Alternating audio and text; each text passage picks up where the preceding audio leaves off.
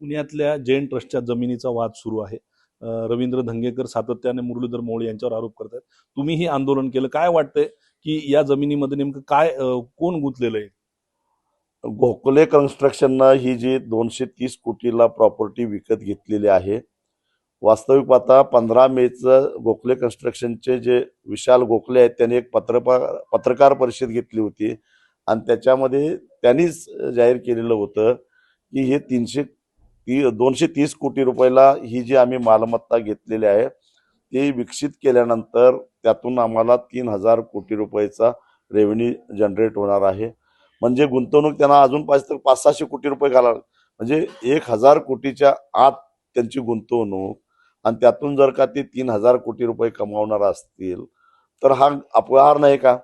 म्हणजे नेमका या HND चे जे ट्रस्टी आहेत त्यांना ब्लॅकमेल करून हा व्यवहार झाला का, की त्यांना भीती घालून हा व्यवहार झाला का, की त्यांच्यावर जे ट्रस्टी आणि खरेदी करणारे दोघांनी मिळून भ्रष्टाचार करून हा व्यवहार केला, हे स्पष्ट झालं पाहिजे।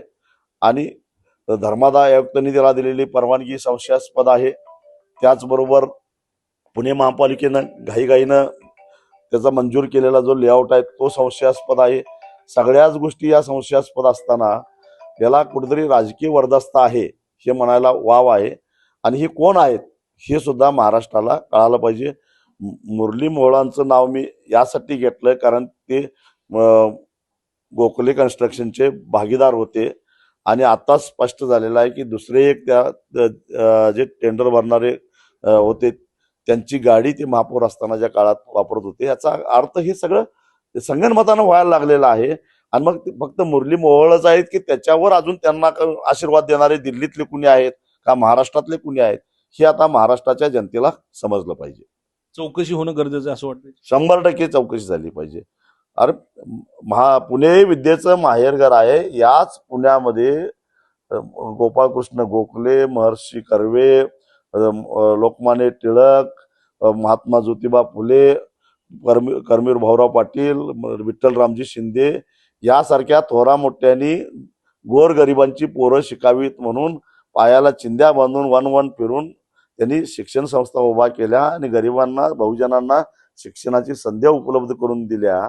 आणि त्याच पुण्यामध्ये महाराष्ट्राच्या खेड्यापाड्यातून जी मुलं शिकत होती त्यांना 1 जून पासून तिथून हद्दपार करून ती प्रॉपर्टी जर का गिळंकृत करत असतील तर राज्यकर्त्यांची जबाबदारी आहे का नाही याची चौकशी करायची।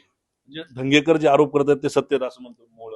ते राजकारण त्यातलं बाजूला ठेवा, पण धंगेकरांचे आरोप बरोबरच आहेत। ABP माझा, उघडा डोळे बघा नीट।